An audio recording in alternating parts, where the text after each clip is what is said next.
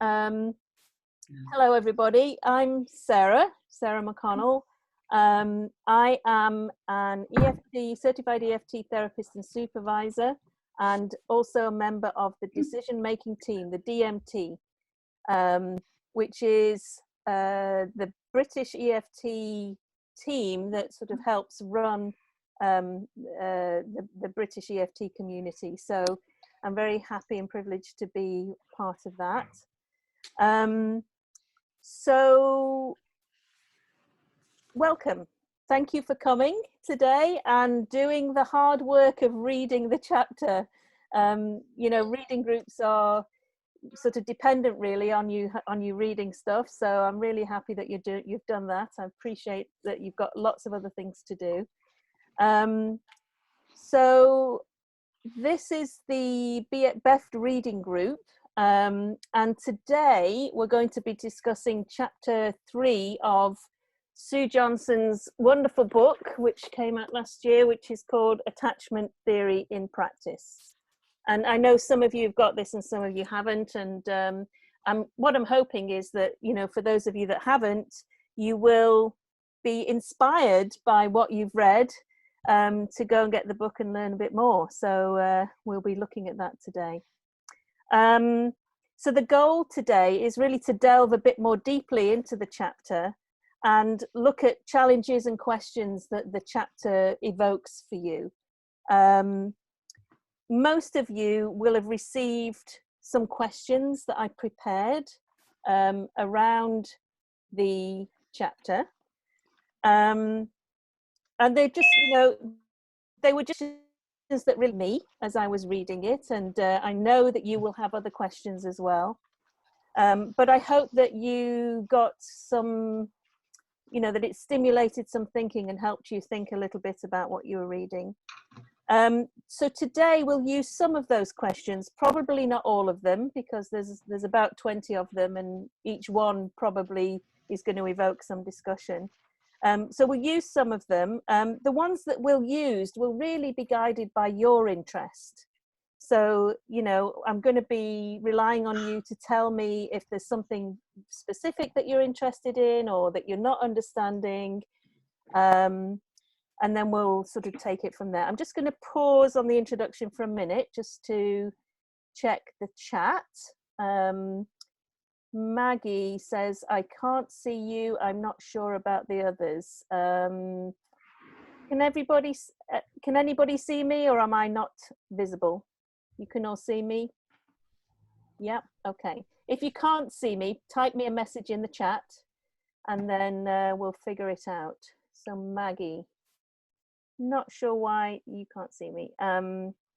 Sandra, if you could help Maggie on the chat privately, that would help a little bit, if you wouldn't mind. Okay, I'll try. Thank you so much. Just as we go along here, sort of, I'll talk about the format in a minute, but there's a couple of things that we can do in terms of, you know, involving you and taking questions. One thing that you can do is to look on Zoom. At the bottom, there's a little menu and you'll see something that says chat. I'm sure most of you are very familiar with this. So if you have a question or something that you are not sure about, or I say something and I go too fast or something like that, please type your question into the chat and I'll pause from time to time to have a look at that and then maybe sort of take a question. So that's one way you can do it.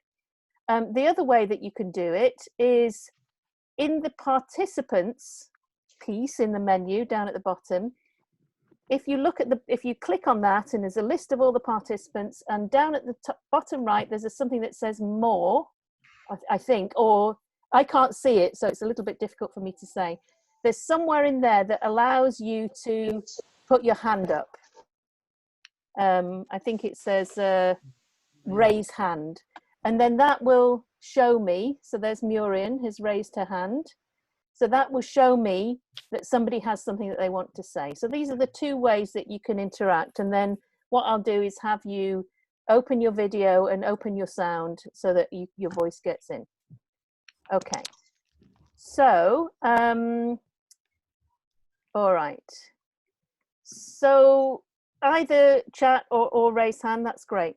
For those that have recently joined, if you could turn off your videos, that would be wonderful. Thank you. That allows us a little bit more bandwidth. Okay, so the format for today, I'm going to start with some comments from Sue about the book, Attachment Theory in Practice. She has a little YouTube video that talks about attachment theory in practice. It's only about 5 minutes long. So I just pulled some comments from that, just to kind of orient us to the book and why she wrote it and what that's all about. And then I'm going to open the floor to get your initial thoughts and impressions about the chapter. So this will be a chance for you to put something in chat or to raise your hand so that we can hear your voice. And then what we'll do is we'll take the chapter section by section and tackle some of the questions I posed, or take some of yours. Just a sort of warning, we may not get through all of the questions, but hopefully we'll get through enough that will give you a really in-depth view. And then in the last 10 minutes or so, we'll open the floor again for any final comments. So as always, as you ask your questions, please be careful not to identify any clients. You know, there may be cases that get evoked by the material, but be careful not to identify any clients or talk about cases in a way that clients could recognize themselves, because the video is going to go on YouTube later. Okay, so all of that said, let me start off with what Sue talks about on YouTube. Basically, she says that, you know, in the therapy world today, there are thousands and thousands of interventions, and it's quite hard sometimes for us to make sense of, you know, what we should be looking at, what we should be using, what kind of frame we should be working with clients. So her idea really was that, you know, from all of her years of experience, attachment science really was the best way to try and formulate cases and to work with clients. She says, you know, attachment cracks the code. It lays out this map of love and loving. And she has this phrase that she uses now, that we are homo vinculum. I always get that wrong, which means the one who bonds. So this is the reason she wanted to sort of pull everything together into an attachment frame and sort of meld what she calls attachment theory and science. And what she says is, you know, in the book, we're trying to do that. Like, let's look at all of the different parts of EFT. Let's look at the attachment pieces. Let's look at the science, which kind of makes sense. So she's really helping us delve more deeply into our map, you know, as either we've been trained in EFT or we're about to train in EFT. And what we do in that training is we learn about the map of how to work with clients. So she says, of course, that attachment and emotion shapes difficulties, but it also shapes transformation. What she says is the book summarizes all that she has learned in 30 years of practice, research, studies, and clinical teaching. And what she's trying to do in the book is outline what attachment science offers the therapist in terms of interventions, case studies, transcripts, etc. So she wants this book to be a guide to attachment theory and science. So that's just really the, you know, her view of what the book is for. So with that, what I'd like to do is just to sort of open the floor a little bit and just start with a kind of a broad overview. You've read this chapter. This is chapter 3, Intervention, Working with and Using Emotion to Construct Corrective Experiences and Interactions. It's a sort of the heart of the rest of the book in a way, as far as I can see. So I just wanted to sort of open the floor a little bit. You can either put something on chat or you can raise your hand, just to sort of talk to me about how, you know, how the chapter struck you. You know, what did you like? What really kind of spoke to you? not to dive into the detail, just to get a general sense of what you liked or didn't like, or how it struck you. And if I call on you, please put your video on so I can see you. Any initial thoughts? Okay. So Tricia said, I struggled with the beginning part of the chapter as it seemed too academic, but it got better when samples of how it might be in different cases. Yeah, that makes sense. You know, it's interesting because I suppose Sue lays her case out at the beginning and says, yes, there is going to be a bit of science in here, but we're trying to meld that with how we use the science to kind of work with our clients. Janine says, this chapter really needs me to slow down. It seems to be the heart of our work. Yeah, I would totally agree with that. I think this is one of the reasons why having a reading group is good, because it helps us to sort of slow ourselves down a little bit, really dig into what we're trying to do. Philip says a good step-by-step guide through this 5-step tango. Beginning of the chapter was hard. Yeah, we'll talk about that a little bit in a moment. Nicolette says extremely dense, but really interesting to hear your introduction, as she does use research to back up the practice. Yeah, I think that's true. Yeah. Okay. So we're getting a sense of, you know, this denseness and theory, and, you know, then introducing a bit more practical stuff later on. Yeah, Jane says it's how to talk so therapists will listen. Thanks, Jane. That's a really good one. Some of the sentences are overfull of jargon. Yeah, yeah. I think scientists and researchers can do that. I think that's so true. But it sort of provides a bedrock as well. For those of you that don't know, I was involved in a research project some years ago using EFT with the parents of children on the autism spectrum. So I've been in that research world, and it's true that once researchers kind of talk to each other and get themselves together, the jargon can flow. So that makes sense. Karen says, I also agree that I need to slow down. Unfortunately, I feel in sessions my clients want to rush through the work. Yeah, I think that's a common thing that we hear. Mary Claire says, helpful the examples of family work too. Yes, that's a feature of this chapter, isn't it? That Sue talks about individuals and couples and families. And I think that's also a feature of the book as a whole. She's introducing attachment science to each of those formats of therapy. Dilnia says, I had to stop and go back to it as really need to pass and think through how to apply to practice. Pause, not pass. Okay, yeah, that makes sense. Yeah. I am of the opinion that I'm hopefully always learning. And even, you know, reading this chapter, there was so much when we slow it down that you think about it and you say to yourself, that's why we're doing that. Like, I think particularly about assembling emotion, you know, and sort of breaking it down into its constituent parts. That's why we're doing that. That was one of the things that came to me.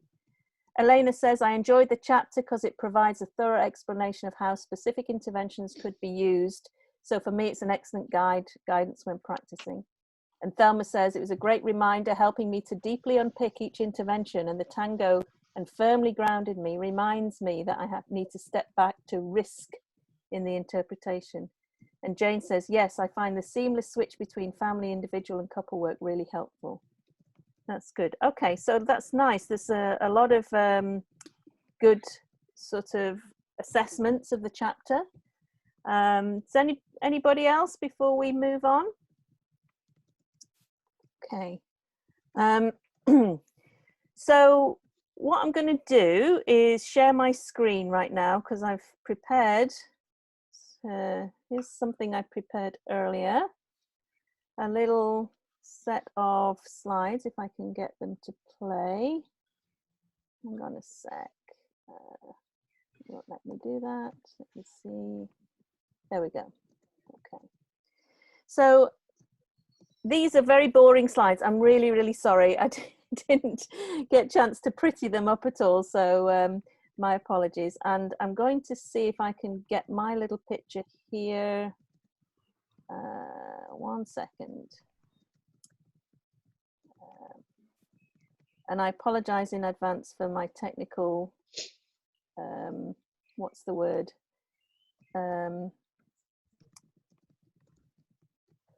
Technical something or other. Somebody tell me how to pin myself. Okay. Oh, Sarah? Yes. So if you go back into your share screen, I can tell you where it is. Thank you. Go for it. Let's see. Can you see in the right corner, there are some, like a grid. No, it's not the grid. It's not the grid. Sorry, it's not the grid. There's a little. Sorry, guys. I was trying to. If you go up to your own picture, yeah, and then in the top right-hand corner, there's 3 lines. Right-click. You've got a menu, and just do pin video. Okay. Okay. My own picture. Yeah, Here we so go. There we if are. you hover over your picture, yeah, those 3, the ellipse sign. Yeah. There we go. Thank you. Okay. All right. Can you guys see the slides now? Mm-hmm. Okay. Fabulous. All right. So now what we're going to do is to sort of take each section in turn and just have a look at what's there. And please do feel free to you know, either put something in the chat or unmute yourself if you have a question. I think that might be the best way to do it, because I'm rubbish at all this technical stuff. So the introduction is I quite like the introduction. It was quite interesting. It talked about Rogers and Bowlby and how they worked, you know, how they might work with this particular client, this lady who was in danger of hurting her child. And the first part really just kind of emphasizes how Rogers' person-centered and collaborative approach might meld with Bowlby's sort of validating approach, if that makes sense. So Rogers, you know, he would have had a collaborative exploration with the lady of present longing and loss that expanded her felt sense of her child and her emotional repertoire. So, you know, collaboratively exploring with the client, extending acceptance and empathizing with her difficulty, and that very much that attuned responsiveness, really kind of being with her. Bowlby might have framed the client's less than empathetic response to her child as perfectly reasonable, given her own experiences of attachment. And then, you know, one of the things that really comes out is that, you know, change is an emotional and interpersonal phenomenon. So, you know, in that mother's case, the only way really that she was going to make any changes or kind of become more aware of her own responses was to be in that safe relationship with either of these wonderful people. But not only that, the emotion was involved in that change, like being able to be aware of your own emotional responses requires the safety of that relationship. So I thought that was quite interesting. So then we come to section 1, which is that idea of emotion and change in experiential therapy. So we start kind of big, looking at experiential therapy and looking at how emotion and change, how emotion happens and how change happens, I suppose. So this, one of the questions that came up for me as I was reading this was this first question of, how does working with emotion foster the client's innate capacity for growth? So maybe we can just sort of pause there and just kind of have a look at that question. All right, I'm going to look, see if I can find chat. And yes, Tony, I can send you the slides. They're really, yes, I can send you the slides. So anybody who wants to unmute themselves and sort of have a crack at this question? How does working with emotion foster the client's innate capacity for growth? What do you think? Don't be shy. And I've got some answers that I'm going to stick up on here that are just sort of quotes from the chapter and maybe some of my own ideas, but yeah, any thoughts? Let's see. Awareness could be one. Go ahead. Who is this? Awareness, to be aware about what's going inside. Yes. Yeah. Awareness of what's going on inside. Yeah. And how is emotions impact, because it's impact on our behavior, our the relationship, the dynamic. So it's very important to be aware about what's going on. Yes, that's great. I'm sorry, I can't see you, so tell me who that was. Who was that? Who was speaking? Okay. Mervat, it's Mervat, yeah. Oh, hello, Mervat. Okay. Thank you so much. I appreciate that. Okay. Yeah, it helps. Mike says as well, just following on from that, it helps them be aware of parts of themselves that were unconscious. Yeah. Yeah. Yeah. So working with emotion and kind of assembling it and organizing it helps the client be more aware of parts of themselves that they might not have been aware of before.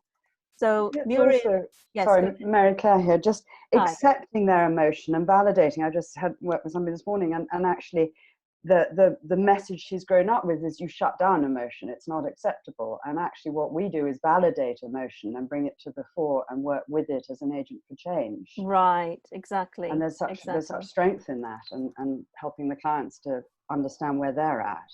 Yes, absolutely. Yeah. You know, it's Sue did a little seminar last week, I think, and she talked about what Bowlby said about emotion, which is that it is, for clients, it's often frightening and alien, you know, which is like really powerful words, isn't it? So if you think that emotions are frightening and alien, then why would somebody walk into that? So if we can help them safely walk into that and become more aware, as Mike says, of parts of themselves that were unconscious, then of course, yeah. Helena, lovely Helena, you say, I feel, therefore I am. That's great. That's really helpful. Yeah. You know, one of the things, for those of you that know me, you'll know that I'm a bit of a theory nerd, you know, and I'm also an integrator. And much of EFT has a foundation of Gestalt, right? This is where Les Greenberg came from. This was his background. So in Gestalt, what we're looking at is becoming aware of all the parts of ourselves, right? So that the more aware that we become of all the parts of ourselves, the more capacity we have for change. So I think that's why this is so important. Sally says, I love the way the chapter talks about the idea that working with emotion, quotes, takes clients to another universe to help them connect with their innate capacity for growth, evolving and expanding in a safe therapeutic relationship. And then Jane says, the word itself means movement, and movement encourages change. Yes, the word emotion in Latin is movere, isn't it? It means movement. Yeah, that's a great connection there. So these are the things. Oh, go ahead. Emotion is almost what connects us to life. You know, growth is life. It's connecting with it. And if we can be in touch with our emotions and integrate them, we get in touch with life. Right. Absolutely. Yes. Absolutely. That makes so much sense. Yeah, they are there in order to give us messages, aren't they? So that's you know, messages for movement, messages for connection. Janine says, is that Tony? Thank you, Tony. Is that Tony? Anyway. Okay. It was. Thank you. I'm getting to know your voice. Janine says, how can we be fully human if we close down unconsciously the emotional aspect of our lives? We help clients become more fully human. And then Jenny quite rightly says, emotions drive our behavior. Yeah, so this is why we're working with emotion. There's a lot of good, sorry, who's that? emotions are very intelligent. Right. And we start off with mainly with emotions, don't we? Right. And then our minds, our cognitive behavior comes in Yes. and can overshadow Yes. this kind of innate intelligence, really. Right. Right. Oh, I love that phrase, innate intelligence. Our emotions are our innate intelligence. Yeah. And we kind of, as time goes on, as cognitive stuff comes in, as shame comes in, as interactions come in, we kind of squash our innate intelligence. Yeah. Brilliant. Yes, I love it. Again, if because we work with the client as a whole, so if for some reason we dissociate from our emotions, so to work as a whole, so we bring emotions as a whole, as a person. So it's yes, if that makes sense, if I can. It does. It makes total sense. Yes, because it's some sort of dissociation to protect self. So it just reconcile with this dissociated part. Or yeah, that makes so much sense. Yeah, I think it's really powerful how here and now emotion can tap into past experiences and can heighten that emotion, and it's not all here and now. So when somebody's feeling something, it could be attached to, you know, another scenario that may have happened many years ago that brought that same feeling around. And the power of it in being able to separate that, in being able to come into the here and now in a scenario that's happened, to make it less heightened, to make it more present in what's happening in front of you, rather than being bigger because of being attached to past, I guess. And that makes sense. Within sessions. Yeah, I really like the way you said that. That makes a lot of sense. Yeah. We're going to move on because we've got some chapters, but you've got wonderful comments. Thank you so much. Here's just some of the stuff I picked up. Hang on a sec. From the book. So the client, you know, the sort of stance, if you like, is the client has self-actualizing tendencies. I think, you know, person-centered says this, EFT says this, AEDP says this. We're kind of, we assume that the client has some self-actualizing tendencies. And then on page 45, it also says what we understand, we can actively sculpt. So if we've got something unconscious or suppressed, we can't understand it, and therefore we can't sculpt it. Page 46, in experiential therapy, emotion is the primary focus of therapy. Somebody said this, I think it might have been Greta before, the target and the agent of change. Page 46, under the influence of emotion, we process information and put it together into meaning frames in a way that fits with our physiological response. This was wonderful, a really interesting idea that our physical, that innate, the initial physiological response goes together with the meaning frame that we have initially when something happens, when something gets triggered. EFT on page 46 involves shaping new emotional experiences. Okay, yes, we know, because we're all doing that day in, day out, aren't we? Shaping involves evoking and expanding emotional experience and awareness beyond surface reactive responses and improving emotional regulation so that meaning making and behavioral responses can be more flexible and adapted to a specific context. So our role is to really help shape and expand and evoke emotional experience. So I think you touched on most of this in your responses. So brilliant, well done.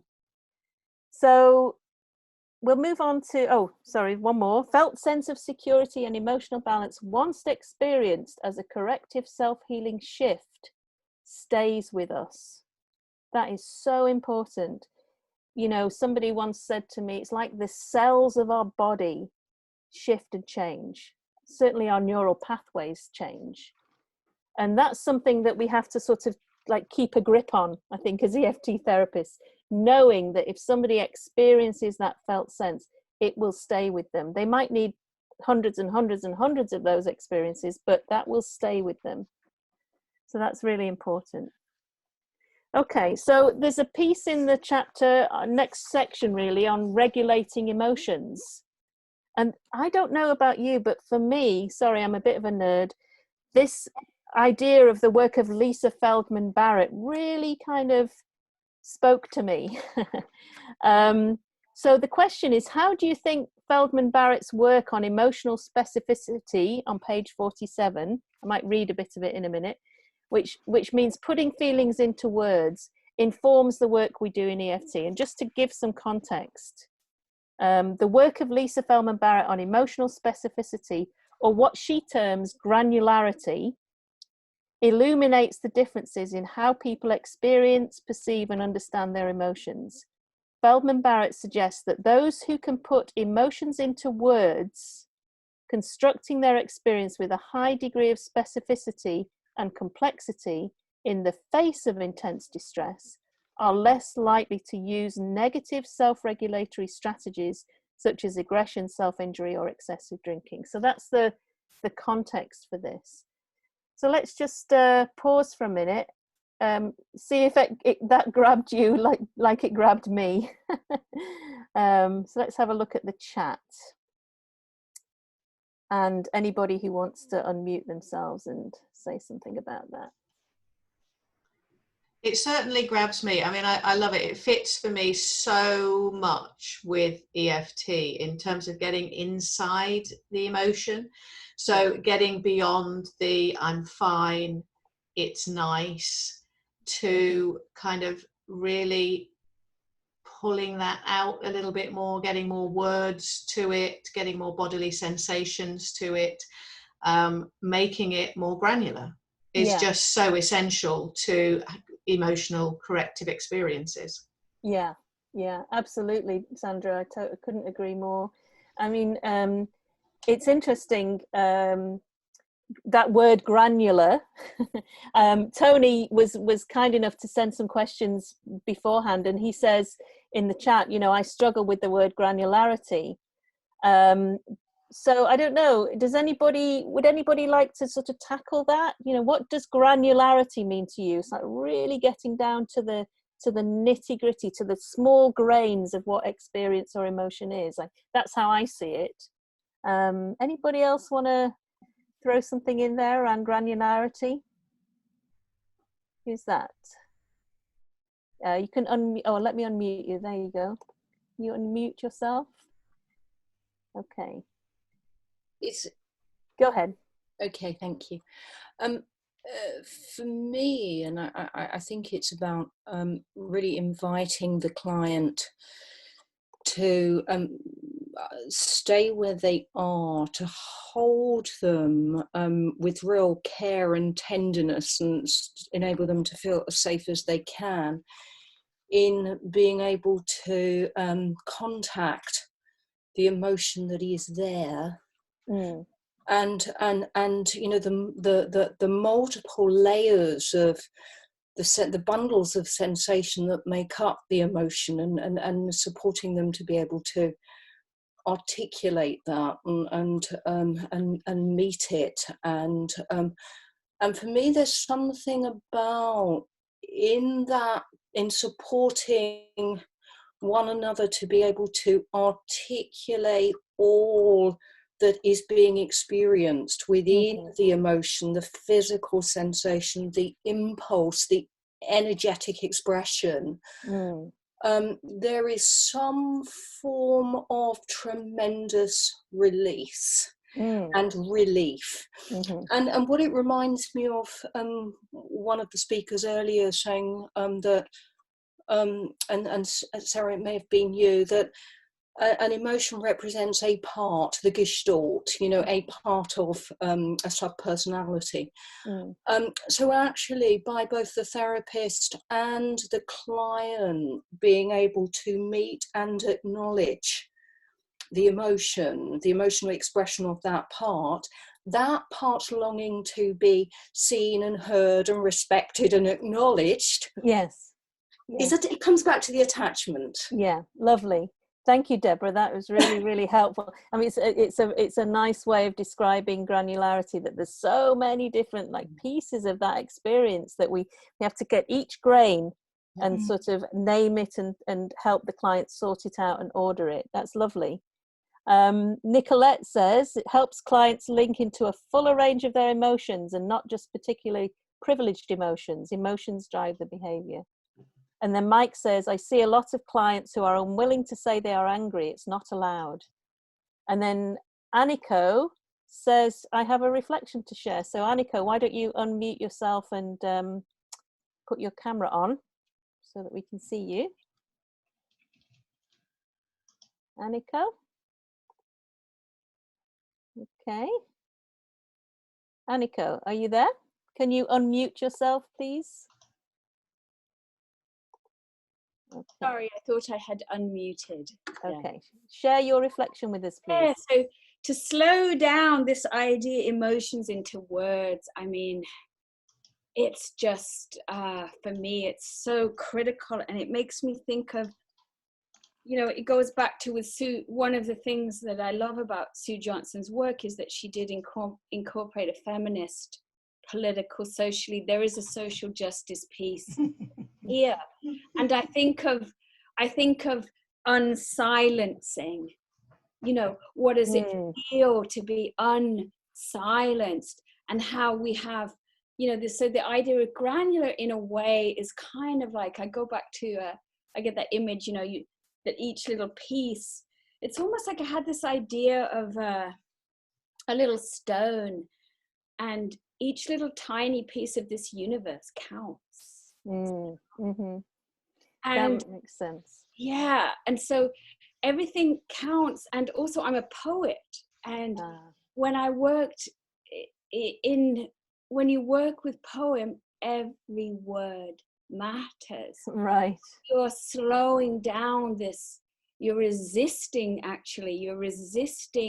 this mass produced kind of thinking that we've all internalized, and you know, here's our assumptions, right? And here's so just to slow down this idea of emotion into words, and that when we're actually have found a way to do that, makes me think of journaling, or the research that shows how journaling, suddenly we start improving, right? If we're in addictions recovery, or if we're trauma recovering, or so it really, you know, there's always so much in EFT that makes sense to me. And to know that is evidence-based, that if we can do this, we don't put a conflict. Right. It's so powerful for me, because it's like, yes, you know, unsilence, you know, so that's my little slow down response. And it was connected to this idea of how do we slow down? Yeah. What does the process look like? You know, okay, we know we need to slow down, but it doesn't mean stop, shut up, sit down, does it?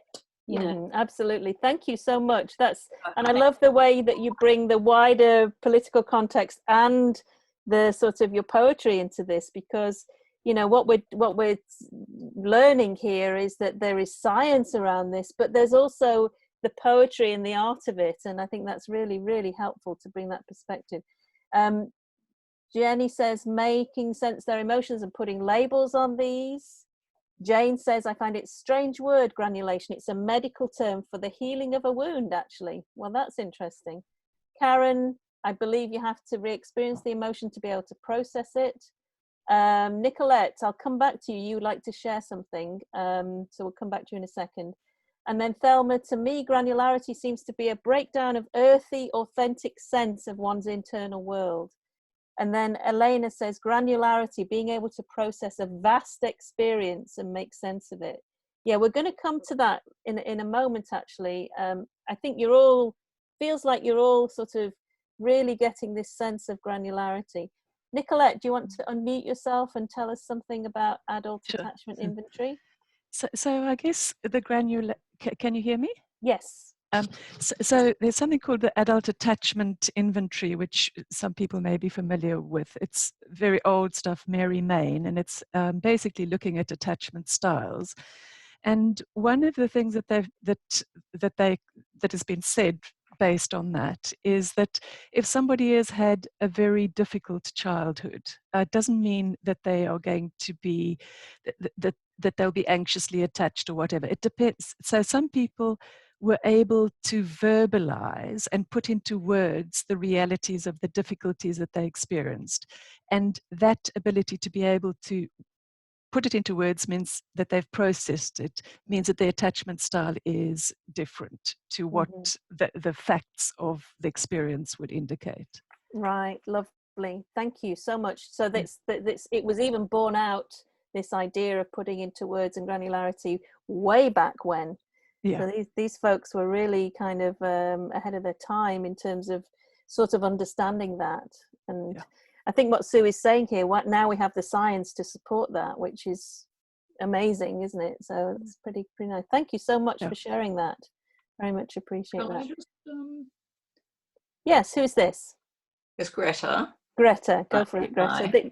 We'll finish with you and then we'll move on. So go for it. I mean, I just thought that kind of to be understanding the parts of oneself in this way, to finding words for it, facilitates being able to express it, and then to not be alone anymore.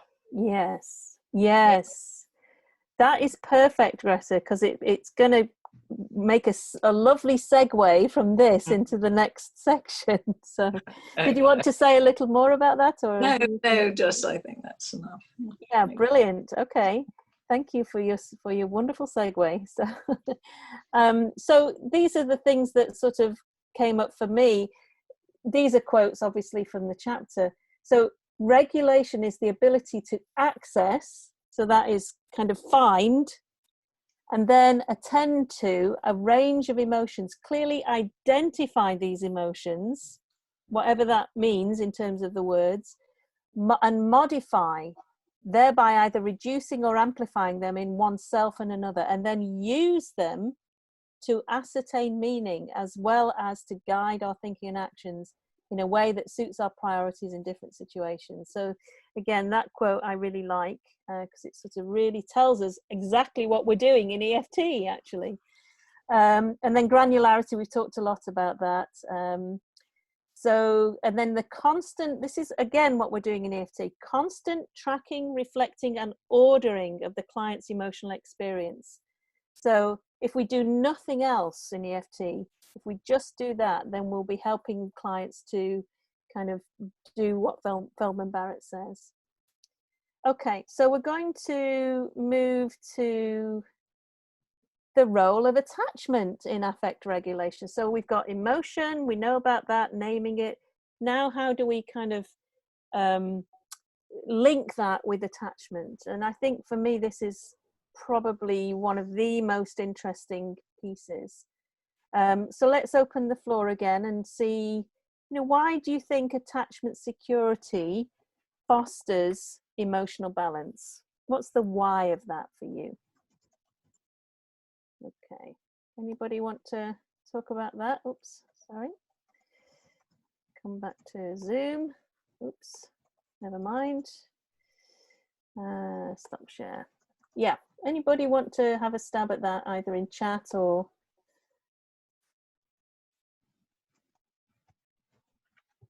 Deborah Mitchell says co-regulation. Yes, perfect.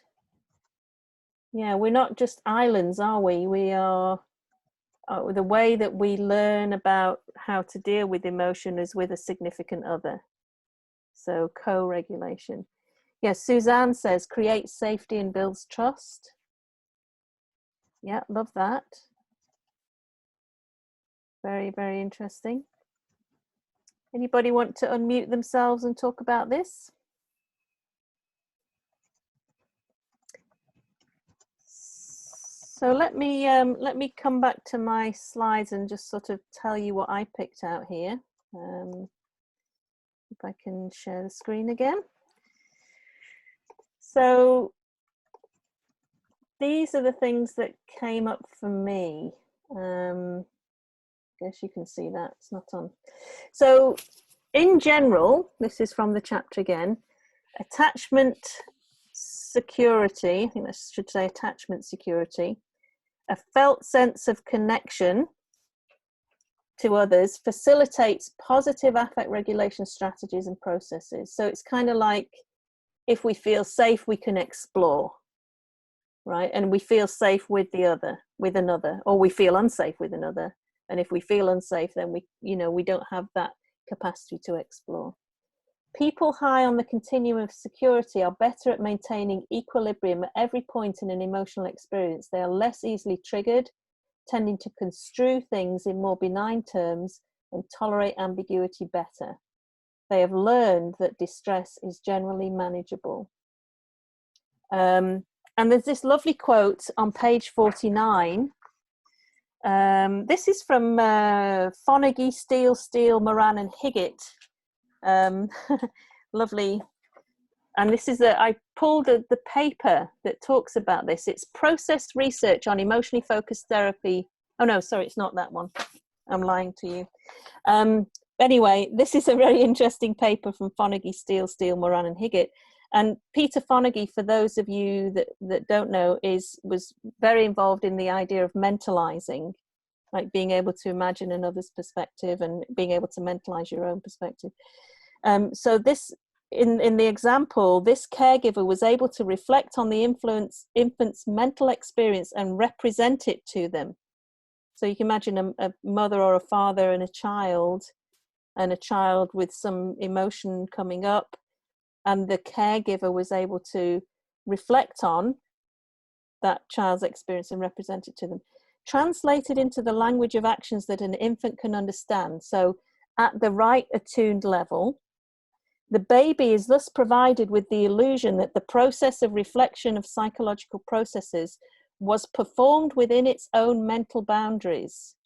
See, that seems so important to me. Like, if it's within a child's own mental boundaries, then the child feels in control of it, right? If it's outside of their mental boundaries, goodness me, of course, it's going to be scary. This is the necessary background to the evolution of a firmly established reflective self. So again, like, mind blown as far as I'm concerned. So maybe let's move on to the next section. Oh no, we're still on the same section, the role of attachment in affect regulation. Why do you think attachment, oh no, we've already done that, sorry. Okay, here we are. We talked about that already. All right, this should be a fairly straightforward question. I'm sure we've all encountered clients in various kinds of environments. What kinds of environments, relationships, or situations might promote defensive exclusion, as Sue talks about in the book, or suppression of emotion? So, yeah, let's talk about that. Anybody want to say anything in chat? Okay, well, there's a few folks talking about the previous question. So let's talk about that first of all. Co-regulation, connection, creating safety, building trust. Aniko says parallel process in the therapeutic alliance. Thelma says felt sense of secure attachment leads to constructive dependence, or healthy dependence, I think Sue says. This gives capacity to regulate emotion and the development of a healthy, coherent sense of self, which is, yeah, what Fonagy says. Felt sense of connection to others facilitates positive affect regulation. It's not just the words, Mary Beth says, that we use to express emotion. It's the felt sense of the body, of safe proximity. Sally says that we're not alone, that we can learn that our distress is manageable and understandable. Mervet says judgmental environments might promote defensive exclusion. Hostile environments, unpredictable or absent caregiver. Mervat says abusive. Elena says hostile environment, neglect, abuse. Suzanne says controlling or angry environments. Tony, fear of another's reaction. Yes, goodness, these are all so important. Jane says the child's mental boundaries. sounds similar to the window of tolerance. Yes, I believe that that's true, Jane. That makes sense to me. Muriel says dangerous, unpredictable situations. Karen said ignoring the emotions of others, dismissing of them. And, you know, it's interesting, that range of ideas about these environments is quite a range, isn't it? From the abusive to being ignored, or emotions being ignored. And I guess we see the whole gamut. And for those whose emotions are ignored, that's very traumatic, isn't it? To sort of not be seen in that way. Aniko says recent exposure to violence. Mervat says neglect. Anybody want to say anything about this? Unmute yourself and say who you are if you do.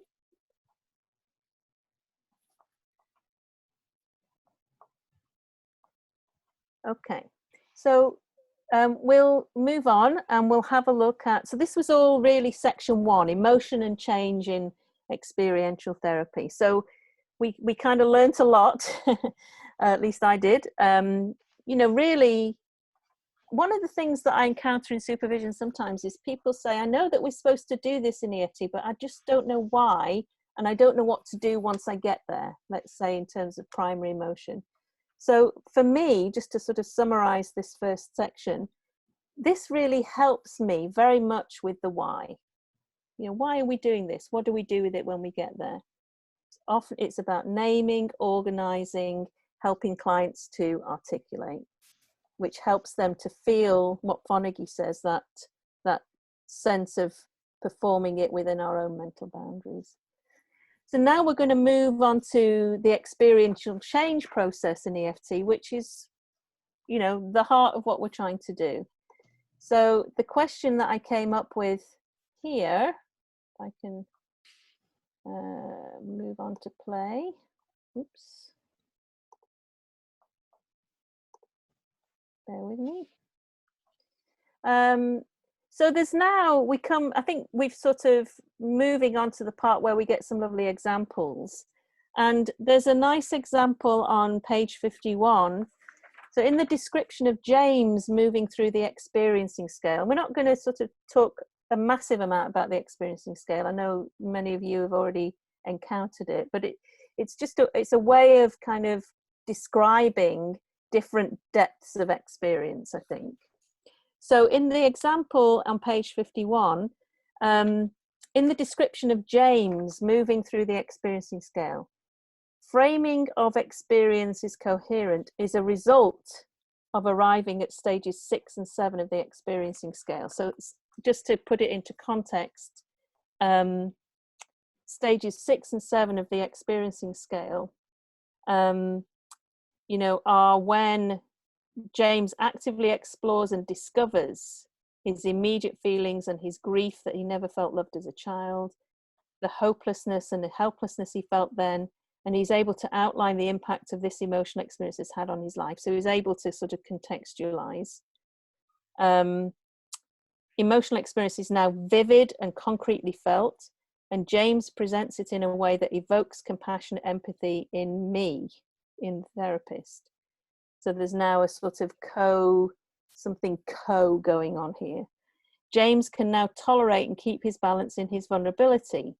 So he's in the window of tolerance, he can sit with his vulnerability and stay there. He is fully present. New levels of awareness become a springboard into new motivational states, realizations, and existential positions. So, why do you think this is important, this stage of the experiencing scale? Framing his experiences coherent. Anybody want to tackle that one?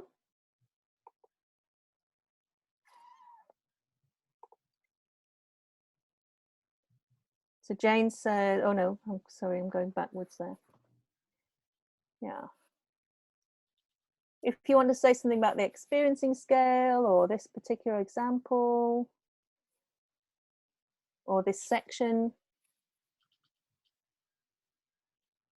you can unmute yourself if you want to share your wisdom.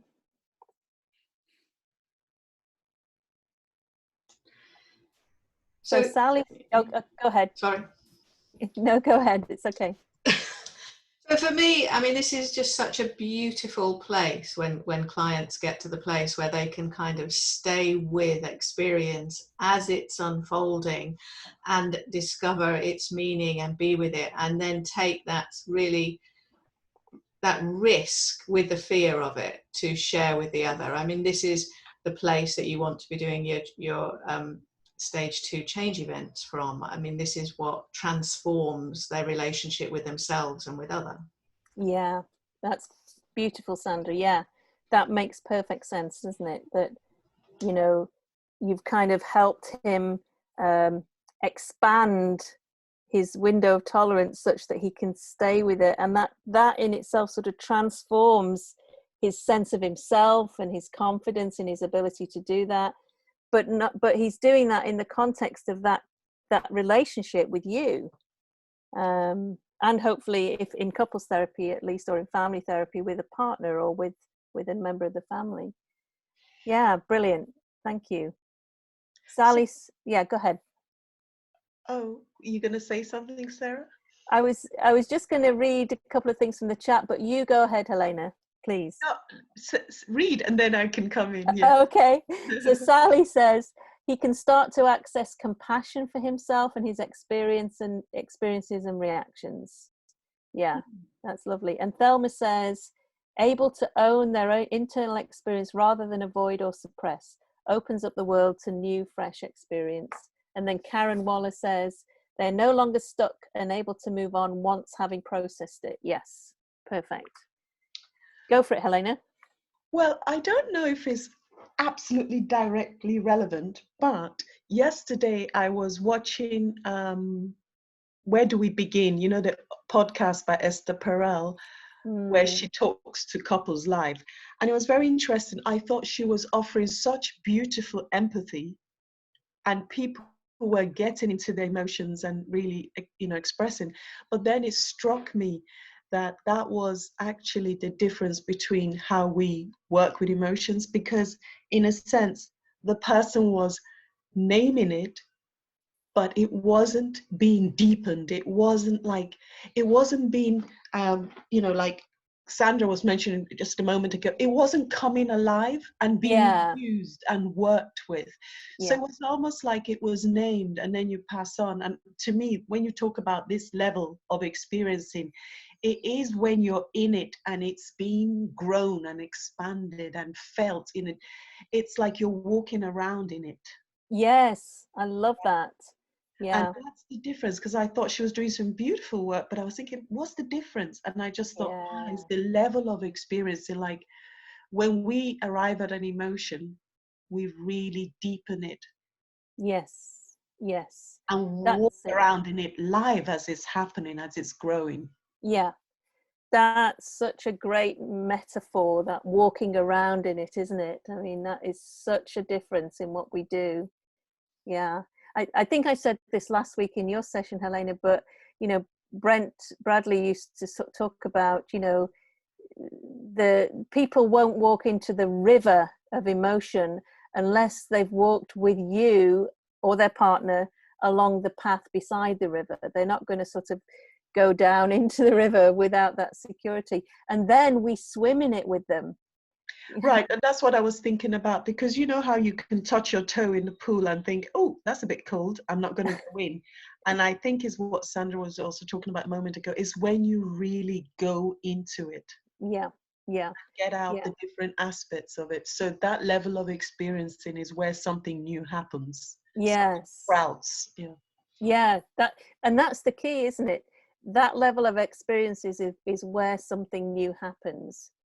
That's the transformation that we're trying to evoke and shape and help them stay with. Yeah, I love that. So back to the chat for a minute. Annie, who's that? Just tell me who you are and I'll come back to you in a second. Greta, lovely. Just give me 1 second. So Aniko says, I'm thinking of how we learn to do the snow through the medium of phone or screen. Thinking of how we do this now in the new space of working through telehealth. Yes, we're all swimming in it, aren't we, at the minute? It's a bit scary. If you knew my nerves this morning, you would know how scary it is. Suzanne says, yes, absolutely. If we can help a client feel compassion for self, then they can begin acceptance of their own experience. Mike Gray says, can I say something? Yes, you can, Mike. We'll have Greta first and then you. And then Jane says, it's reparenting, representing their own mental experience like a good parent. And Janine says, it feels like walking around or swimming in the river is where we get granular. Oh, perfect. That's a lovely callback, Janine, thanks. And that takes the client to really feel the emotion. Brilliant.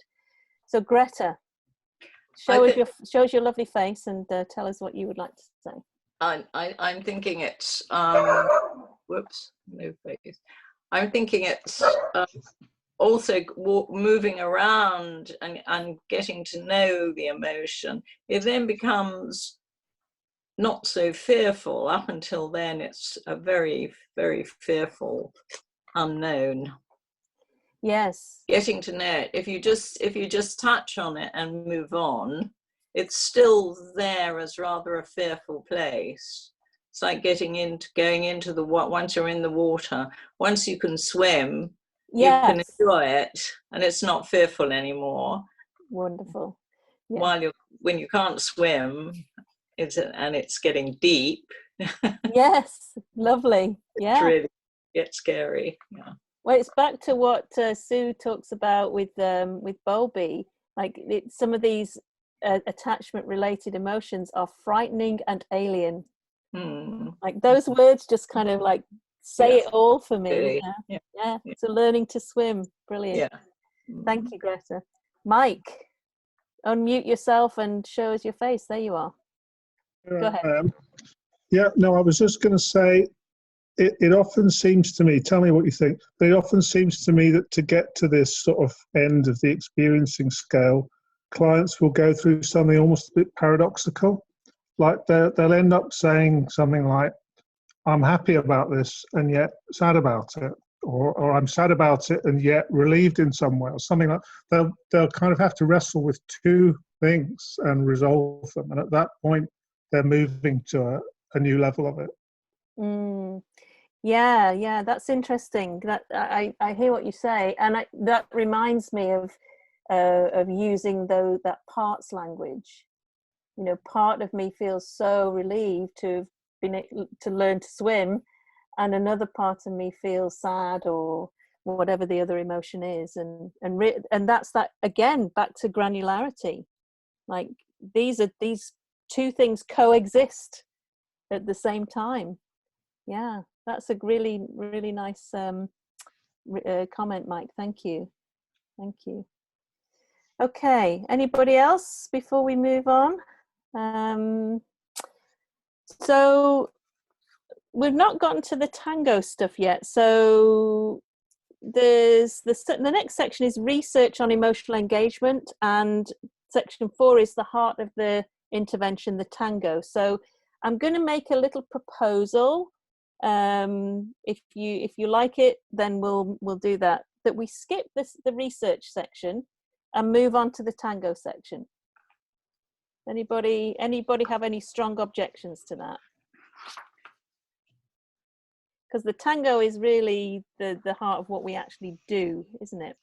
Is that okay? Or I'm not hearing strong objections, so I might just plow ahead. Is that all right? Okay. I'll say great, go for it. Looks like it. Okay. So this research section is good and important, but I think that the tango is really, really very practical for us as therapists. So let's have a look at the tango. So this, I think, is a question. Tony, you brought this up before, prior to this. You said you're very interested how folk respond to this question. How do you experience differences in using and improvising with the tango across different stages of EFT? So that's quite interesting, isn't it? So let's just, again, open the floor. This is not a sort of right or wrong. It's just, what is your experience of using and improvising with the tango across different stages? So let's just open the floor, because it's a very kind of pivotal part of what we're doing in EFT using the Tango. So let's talk about that.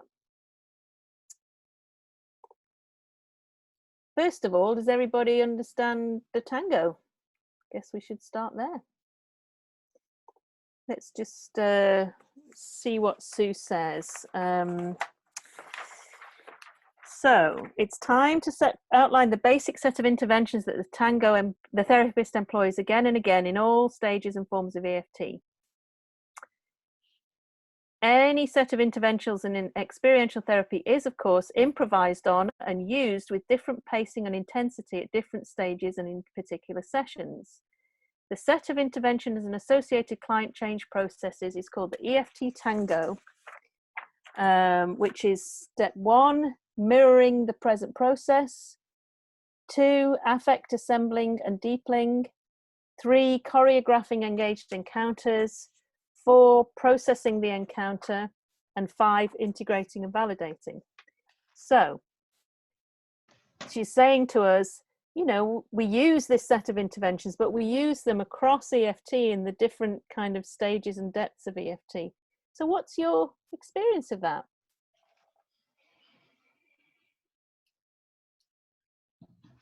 Do you use it differently when you first see a couple in the first couple of sessions than you do later on? Maybe when the cycle is de-escalated? What's your experience of that? Maybe I can talk about mine.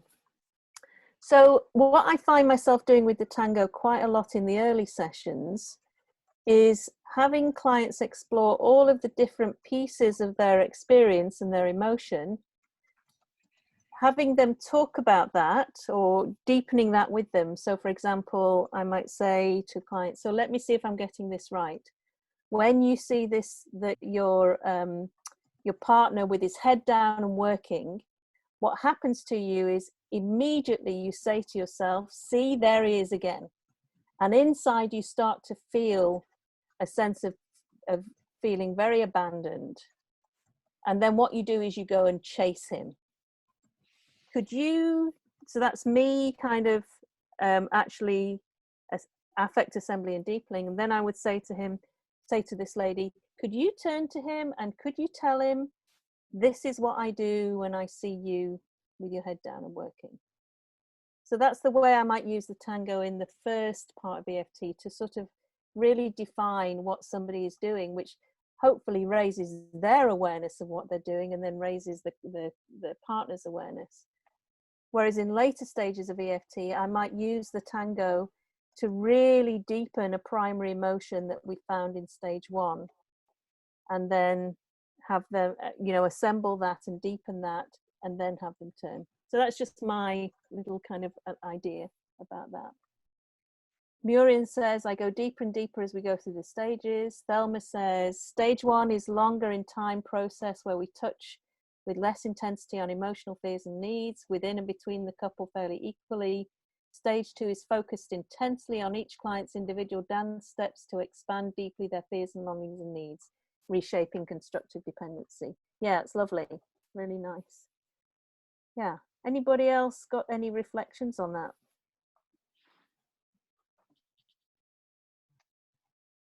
Anybody want to be brave and unmute themselves?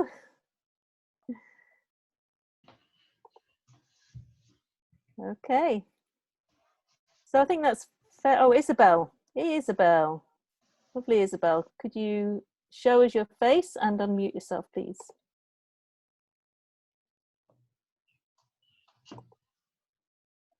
Isabel?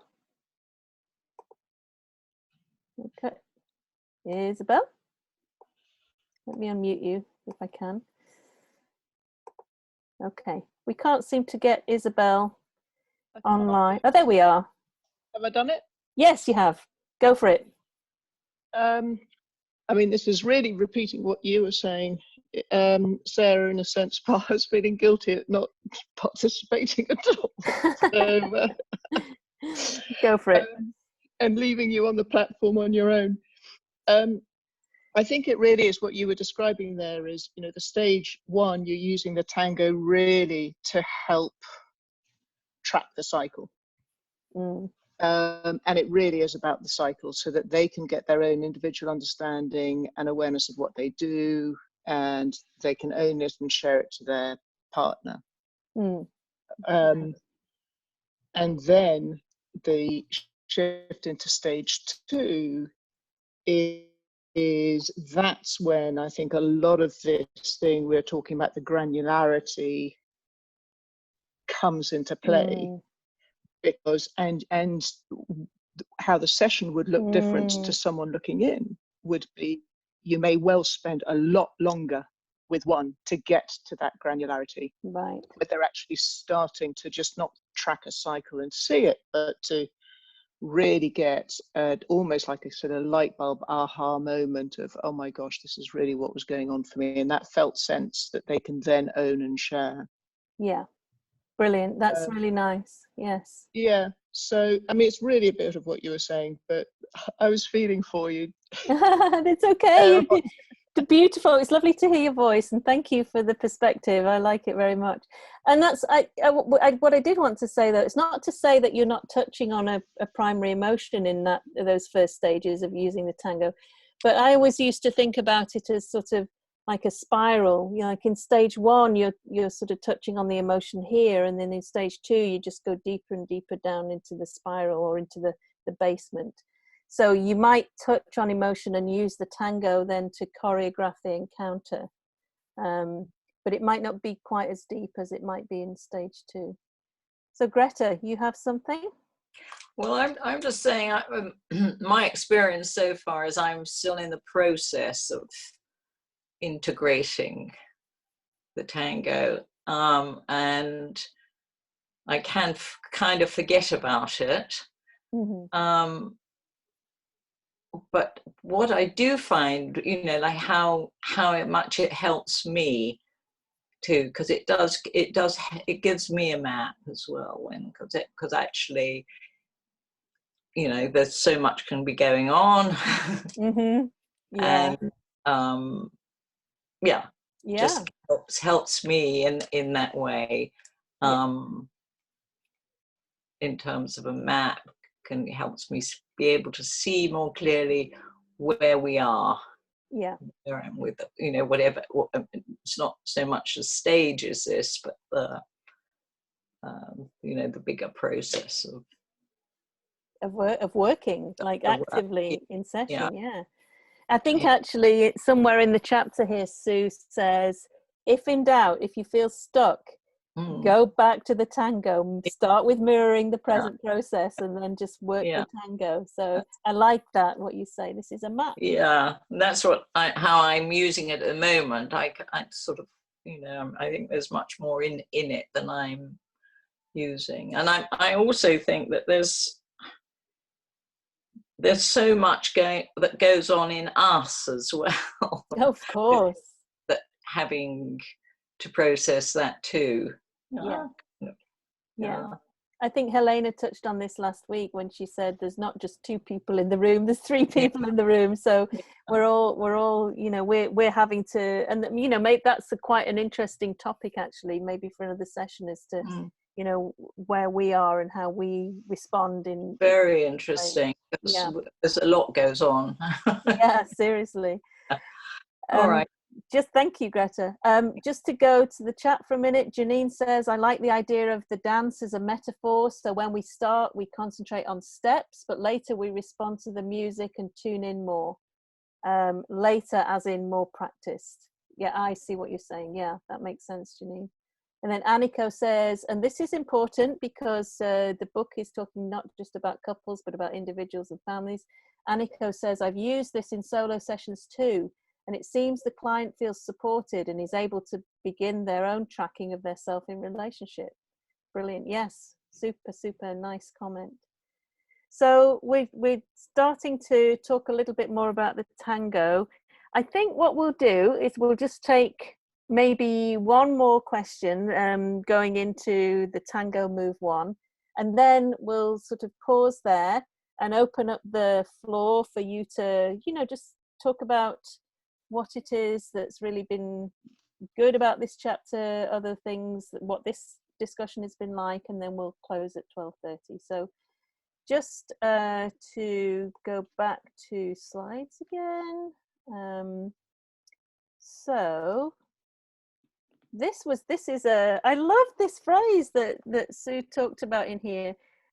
Each client is the author. This is about Tango Move 1, mirroring the present process.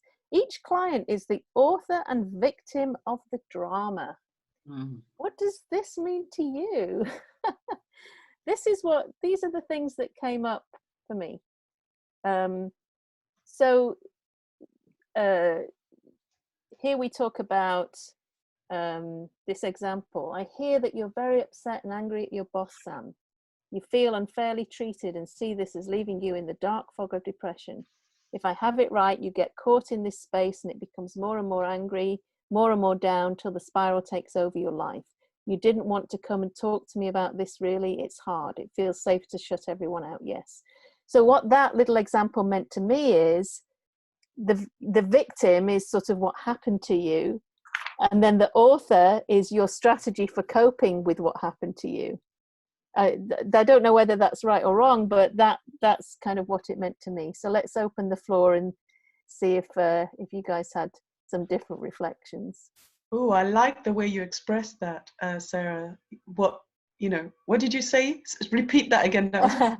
I think I said. You said like, the victim is what happened to you. I love it. The author is how you coped with what happened to you. Oh, yeah. Lovely. Yeah. Yeah. That's what it meant to me. What did it mean to others? Thelma says, view of self and other driving negative behaviors that become self-fulfilling and self-reinforcing. Yeah. Like, it's not like we're doing it on purpose, but they seem to work in a certain situation and then they kind of work less well later on in other situations. Sally Evans said, that is brilliant. I don't know quite what that is, Sally, but thank you, Sue. Yeah. I think it's really important that you actually highlight what they do to protect themselves. Yes. In that, because that is critical to validate that this is what they do to keep safe. Yes, absolutely. Yeah. They do it to keep connection. That's right. Keep safe and keep connection. Yes. Yes. That is so important, isn't it?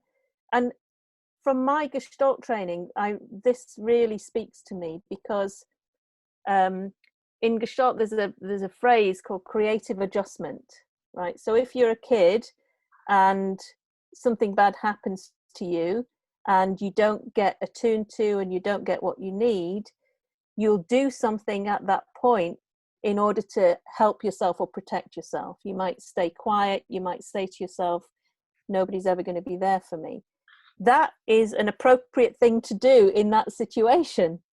But as it becomes more rigid and you try and do that in relationships later on, it doesn't have as much success, shall we say. But it was the creative adjustment that you had to make at the time of being a child. So that makes sense. Yeah. Can I just say something? Go for it, Nick. Yeah, so author and victim of the drama. I sort of hear it in quite a simple way, referring to the process. So we say something and do something and exhibit something, and that creates a reaction and response in the other that often we would understand in a negative cycle is uncomfortable or distressing, and then they react and respond, and then that can trigger in us uncomfortable. So we then become sometimes feeling that we're upset about how the other person reacts or responds to us. So yes. Simple level, it's a kind of cause and effect. Yes, yes, brilliant. I like that so much. And actually what that brings up for me is that we might be the victim, if you like, of that interaction that we didn't really intend to evoke, but we did it because we were using our protective strategy. Yeah. That is lovely. I like that frame of that. Jane says it seems like an externalization of survival techniques. Yeah, I think that makes sense, definitely. And Murian says, I invite the client to stand back and look at it, the drama that unfolds, from a distance. Yeah. Yeah, interesting. That's an interesting point, isn't it? Because maybe we're doing both. We're inviting them to stand back and look at it, and then see how much they can then tolerate of the actual experience of it. So it might be a little bit of both. Interesting. Okay. Yeah, and Mervat says this will create a pattern in a relationship. Yeah, of course. Makes perfect sense. Anybody else before we start to wind down? One further aspect, as I'm thinking about it, is it illustrates the flow of the dance step and the dance back and forth, the idea that what I do affects my partner. And so I'm the author of sharing my experience, and then they show that they have a response, and they show that to me. And then sometimes the feeling in me in response to that, the flow of that, shifts my position into more being the victim or feeling upset. Yeah. Like that within and between that we're constantly trying to make explicit. Yeah, but really feeling the texture of the flow back and forth and the steps back and forth. Brilliant. I love it. Thank you, Nick. That's a great perspective also. So listen, I'm going to stop there. As I suspected, we didn't get through the whole chapter, but we got through a fairly nice chunk. So well done, everybody.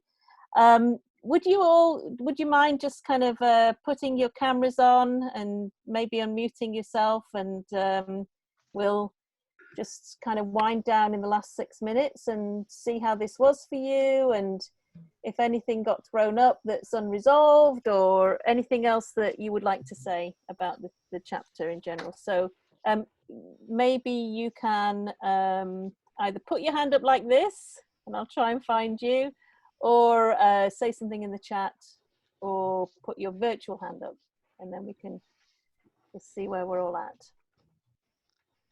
Yeah. Anybody want to dive in? Philip, and then Greta. I was struck on page 58 when she talks about emotion into action tendency. And she says, anger is an approach emotion that sets up the assertion of needs and the removal of blocks to satisfaction. I mean, I wonder why she didn't say it creates criticism and control. Because that's kind of a big part of it for me. I mean, I get the others, shame elicits hiding and all the others, but part of the problem we face is criticism and control through anger. Yeah. Big problem. Yeah. And we're not going to dive in. This is just to kind of get you, like, you know, kind of, and maybe some of these, at the end, I'm going to ask you if there are other topics that you would like to explore more for our next reading group, so I can find an article or a chapter. So if that kind of thing is something that is important to you, just throw it on the chat and let me know. Anybody else want to say anything about their experience of today or their experience of the chapter? Greta, I think you had something. I just want to say thank you so much for doing this. It's so good to, it always feels like being nurtured, really. Oh, that's lovely. Yeah, that's lovely. And kind of focuses me back into the work. Thank you. Oh, good. That was our intent. So kind of you to do it. Oh, thank you, Greta. That's lovely. Tony, what do you think? Thank you so much, Sarah. It's been a very helpful session. I've got a lot of my questions. It's just wonderful to hear the creativity of the other practitioners, the way they do things. You just get encouraged to sort of to get in there and to go deeper into it, and beginning to like the idea of granularity. I'm still not so happy. There's a word somewhere, but it's rich, and thank you for all your sharing. Oh, thank you for saying that. Honestly, I am constantly struck when we all get together about the creativity and the power of the hive mind. Right, this is what we've done today. So it's brilliant, really, really lovely. Thank you for facilitating it. Oh, no worries. So anybody else want to stick up their hand or say anything, even if it's like, yeah, I really want to get more into this or that? Jane, go for it. It's very encouraging. I found it very encouraging. And you're carrying on with this, aren't you? You're doing another one. Yes, we'll do another one. So it's a lovely way to work. Oh, good. Okay, lovely. That's nice to know. There's a couple on the chat. Karen said it brings the book to life and clarifies certain aspects that I may have not understood. Great, that's wonderful. Couple of people leaving and saying thanks. Lauren says the idea of unsilencing in therapy really resonated with me. So often there's a sense that clients have been suffering in silence for silence in childhood. Excellent, thank you so much. And then Philip says, for next time, I would like to hear how people move clients on from telling stories in steps 1 and 2 into the emotions, plus anger into action tendencies. Thank you for this session, brings the book to life. Brilliant. Okay. Wow. Thank you, guys. You have been so amazing and so thoughtful, and you have worked so hard in reading the book and really diving into it and grasping the challenges. So I would like to say thank you to you for that brilliant work that you did. I think we're having a break next week, and then the following week, Sandra will be talking about theory again. So Sandra, do you just want to say a little bit about that before we finish? Absolutely. So in 2 weeks' time, we'll be talking about pursuer and withdrawer. So I'm not going to be like heavy talking about the withdrawer re-engagement and the pursuer softening, because that's like in so many places. What I'm talking about more is, why are we bothered about them? What are they? What difference does it make that we actually know this? So to sort of ask the questions that maybe are a puzzle, but you know, the books don't tend to go right back to that kind of thing. So looking at that and looking at how we work differently with them and that kind of thing, but not so much just the straightforward stuff that you can find immediately in chapters in a book, but again, talking across and just doing some wondering. Right, wonderful. I just wanted to ask Sarah, what are we reading for next time? Is it? Well, we don't know yet, because I'm asking people to tell me what they're interested in, and then I'll find something that addresses that. So if you either stick it in the chat right now, something that you really want to know a bit more about or want to dive into, or if you think of something after we finish today, drop me an email, tell me, okay, this is what I would like to read about next time, and then I'll find something in the next few days and send it along to you guys. Brilliant. Yeah. All right. Thank you, lovely people.